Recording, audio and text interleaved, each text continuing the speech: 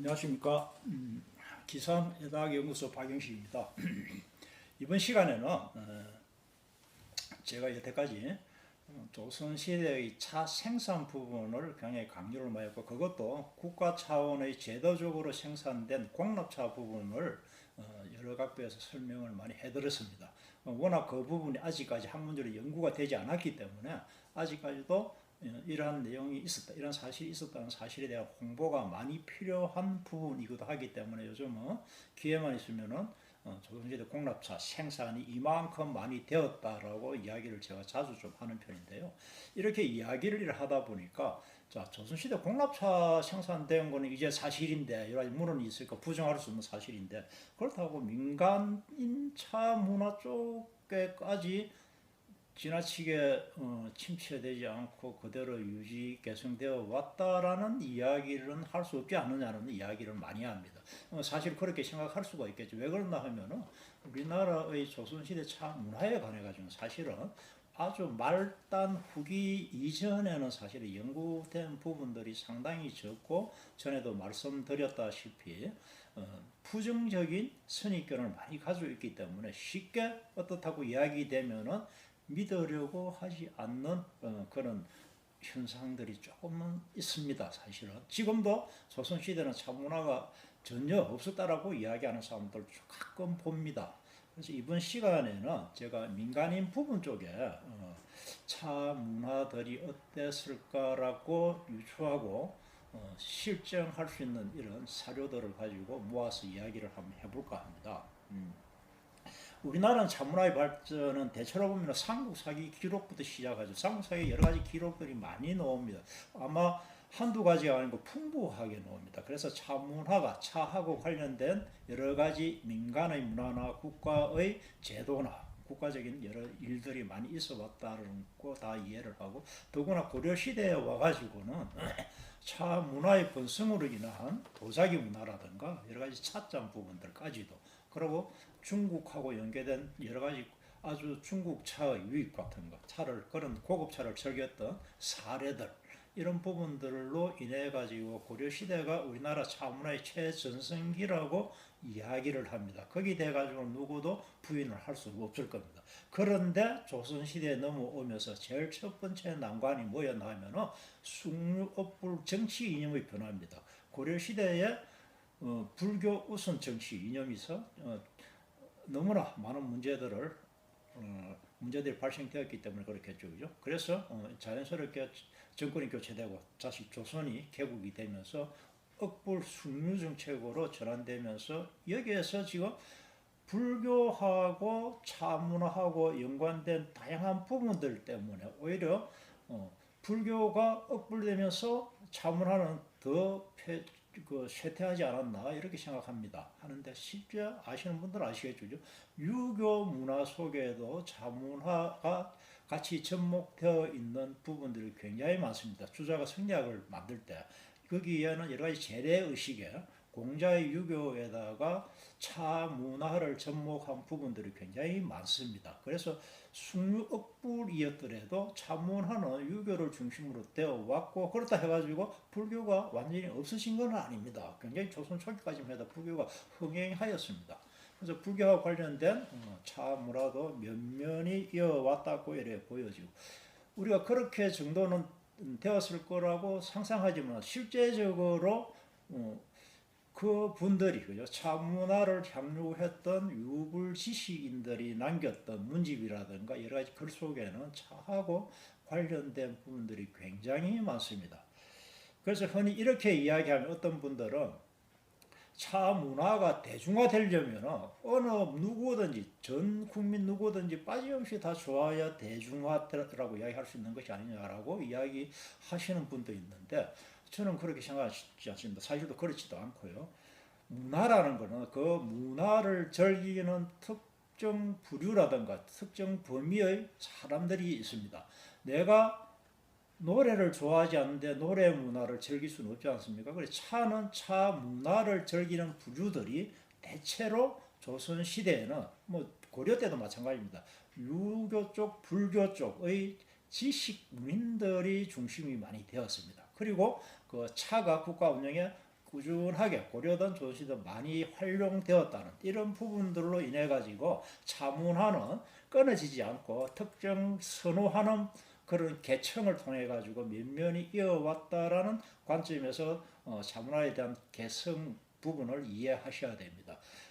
내 옆집에는 차문화를 좋아하지 않고 나는 차문화를 좋아했기 때문에 이 차문화가 대중화되지 않은 거 아니냐 이렇게 생각하면 안 되겠죠, 그죠? 차문화를 즐길 줄 알고 향유할 수 있는 그런 계층에서 면면이 이어오는 문화입니다. 모든 문화가 다 그런 특징을 가지고 있는데 그 저변에는 또 문화의 그 저변에는 무엇이 있나 하면은 낭비적이고 소비적이고 태폐적인 부분이 있으면 전통 문화로 청착되지 않습니다. 그 문화의 저변에는 보면 그 문화로 인해 가지고 생산적인 부분 거기서 여러 가지 일상생활의 방편으로 삼는 여러 가지 생산 유통적인 부분들도 상당히 많습니다. 그래서 문화가 더 발전하게 되는 거고 문화가 더 발전할수록 백성들의 먹고 살고 하는 부분들도 더 부유하게 될 수 있다라고 저는 생각합니다. 그래서 문화는 산업을 유발시킬 수 있어야 된다라고 생각을 하죠. 그런데 조선시대 차문화는 충분하게 그런 부분들을 갖다가 충족해 왔다고 보는데요.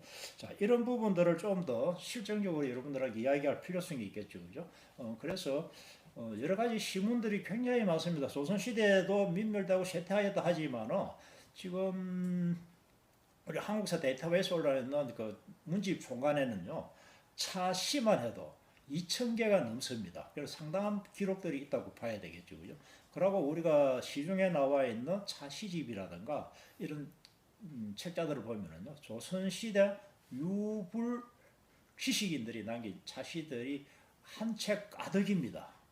그런데 이게 시기적으로 쭉 보면 전 시기에 걸쳐가지고 골고루 편성되어 있습니다. 어떤 시기에 완전히 몰려있는 이런 건 없습니다. 단지 좀 더 세심하게 보면 전쟁 시기라든가 아주 기근이 심했던 시기라든가 이런 데는 조금 뜸합니다. 그렇지만 그런 시기하고 같은 해에도 맞물려 가지고 어떤 절간에서는 차를 마시고 어떤 유교 선비의 방에서는 차로 손님을 접대하고 이런 기록들이 남아있죠. 그래서 워낙 다양한 계층에서 다양한 문화를 적였기 때문에 충분하게 있을 수 있는 일이라고 생각하는데 제가 이 시간에 좀 강조해 드리고 싶은 거는 자 그렇다면은 민간인 쪽에서 차 문화가 일부분 그 선호하는 계층에서 이어지고 있었다면은 먹을 수 있는 차를 구할 수 있는 그죠 유통이라든가 매매라든가 이런 부분들도 있어야 되겠죠. 그래야 차가 조달될 수 있지 않습니까? 그래서 그런 부분들만 제가 쭉 모아보니까 전시회에 걸쳐서 다문 그런 내용들을 우리가 짐작할 수 있는 유불 지식인들의 문헌에 기록에 굉장히 많이 나옵니다. 그래서 그걸 한 10가지 정도만 제가 하나씩 설명을 해드려 보겠습니다. 잠시 안경을 또 쓰고 작은 글을 보면서 하겠습니다. 고려말, 고려말이나 조선초나 거의 사회적인 분위기라든가 문화는 거의 비슷했다고 보는데 이숭인이라는 도원 이숭인이가 남긴 시 속에는 여러 시가 있습니다만 그 중에서 그 항목만 제가 발제를 하면은 그 시 중에서 어떤 사람에게로부터 선물을 받고 화답한 시 속에 뭐가 있나 하면은 제파 매다 시잇꽉 한자라 모르겠죠, 그죠? 제사가 끝나고 난 뒤에 차를 사러 저자에 들어간다라는 시문이 하나 나옵니다. 이건 뭡니까? 차를 사러 저자에 들어 매다라는 표현으로 되어 있죠. 그럼 차 파는 집이 있었겠죠. 고려말 조선 초기입니다. 그 다음에 또 하나는 자기가 이승용에 아주 친했던 스님이 한 분 있는데 장난시를 종종 주고받습니다. 그런데 이 스님을 약올리기 위해 가지고 그랬는지는 모르겠습니다만 늘 종종 스님을 모시고 차 파는 집, 술 파는 집으로 데리고 간다 하는 이 시가 있습니다. 여기는 보면 술도 파는 집이 다주지사라고 되어 있는데요. 다방주사라고 되어 있는데 다방이라는 표현이 있는 거. 차 파는 집이 있다는 거예요. 차를 재료로 파는 것이 아니고 차를 마실 수 있는 차를 팔았다는 그런 의미가 되겠죠. 그런 게 있고요. 또 유사한 것들이 보면은 세종실록에 한 개 나오는 걸 제가 발췌를 해봤는데요. 1434년도니까 조선 초기죠, 그죠? 한창 조선이 개국하고 이제 정착이 되는 그 유명한 세종대왕의 치세입니다. 이 세종대왕의 치세에 성균관 원생들이 이 당시만 해도 유교하고 불교하고 사실 갈등이 좀 심했습니다. 그래서 불교가 계속 이제 침체되는 그런 시기가 되겠죠. 그런데 불교 쪽에 가보니까 성균관 그 생원들이 참 마음에 안 들거든요. 그래서 왕에게 상소를 하게 되는데 어떤 상소를 하냐면은 지금 불교 쪽에서는 스님들이 열심히 불공들이고 수행할 생각을 하지 않고 아주 시중에 있는 찻집하고 술집에 너무 많이 돌아다닌다. 이렇게 왕에게 상소하는 그런 내용이 남아 있습니다. 그런 이런 상소 내용들 한 두세 가지, 두세 번 나옵니다만 대표적으로 세종시대 때 그런 내용들이 나오죠. 그럼 뭐냐 하면은 당시에 시중에 나가면은 차를 먹을 수 있는 집이 있었고 술도 먹을 수 있는 집이 있었다라고 우리가 판단할 수 있게 되죠. 그죠? 그리고 16세기에 들어와 가지고도 심수경이라는 사람이 지은 시에 보면은 상류 메달이라는 거예요. 장사하시는 분이 차를 팔러 온다라는 식구를 남기고 있습니다. 이건 뭡니까? 그러면 한 군데 고정돼 가지고 차를 먹을 수 있다든가 파는 집이 아니고 다니면서 판매를 하는 사람도 있었을 것이라고 우리가 유추할 수 있는 그런 문헌이 되어 있습니다. 또 하나는 김숭이라는 사람이 이분 역시 17세기 말에 계시는 분인데 이분의 시구를 보면 우리나라도 일본 같은 찻집들이 있었나 하는 생각이 드는데 어떤 시를 남기고 있나 하면 경립 모점 양닭이 하는 말인데 숲풀 사이에 있는 초가집에 찻집이라는 깃발을 날리고 있다. 이렇게 되어 있습니다.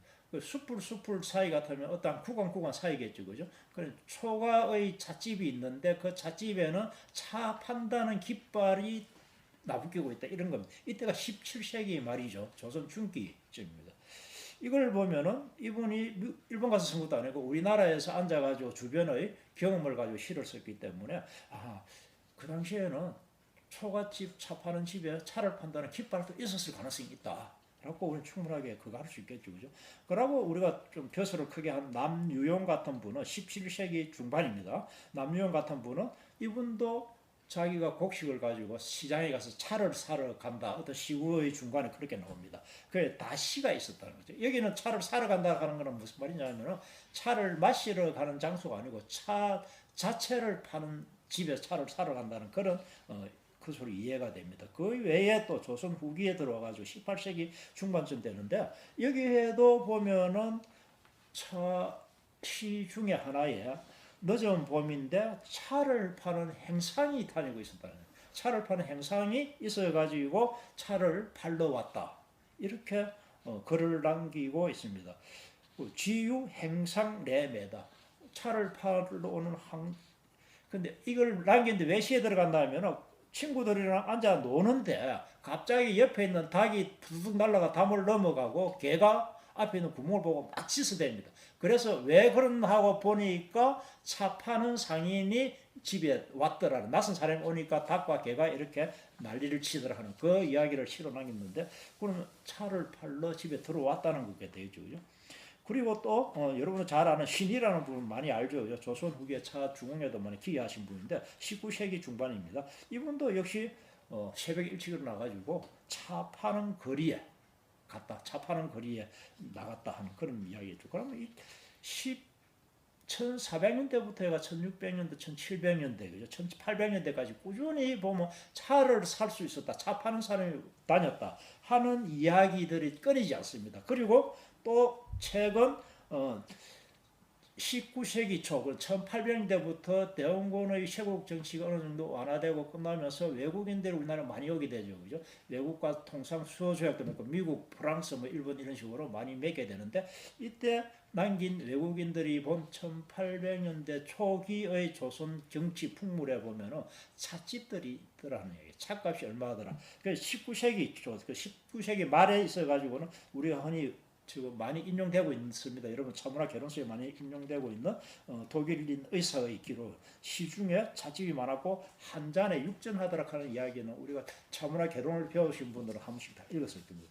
그리고 최근에 우리가 또 김경 선생님이 다니면서 시골에 다니면서 채집한 노래 중에 경남 산청에 채집한 노래 애기 노래라 있는데 여기에 보면은요 동구내동 처녀는 차약 장사 나간다. 차약 장사 나간다 하는 말이 나옵니다. 이건 그 당시에 보편적으로 차도 팔러 다니는 사람이 있었다라는 하나의 세속적인 이런 광경이 그 당시에 민요로 남아가지고 아마 전생되어 있지 않겠느냐 하는 부분들의 기록이 완벽할 수는 없습니다만 이런 드문드문한 기록들을 통해서 볼 때는 저는 전 시기에 걸쳐 가지고 조선 시대에 차가 시중에 매매되고 있었다. 그러니까 차를 향유하는 양반이든 불자든 스님이든 간에 내가 필요할 때 언제든지 차를 살 수 있었다. 시중에나 구할 수 있었다는 겁니다. 한양에 앉아가지고도 차를 구할 수 있지 않았겠나. 그런데 이런 내용들을 가지고 우리가 민간 쪽에 전혀 차가 없었다라고 이야기할 수 없겠죠. 그죠? 단지 극히 일부만 기록에 남는 것을 고려해 보면 상당한 차 유통들이 이루어지고 있었다는 건데, 그런데 단적으로 지금 아직까지 더 연구해야 될 부분도 있습니다만 정말 큰 물량들이 움직일 수 있는 유통 체제가 존재하였다라고 저는 보는데, 왜 그러냐 하면 1708년도 대동법이 정착되고 난 뒤에는 지역에서 올라가던 차의 현물이 대동미로 바뀌어가지고 살로 그만한 가격의 살로서 서울에 공납하게 됐다 그러죠.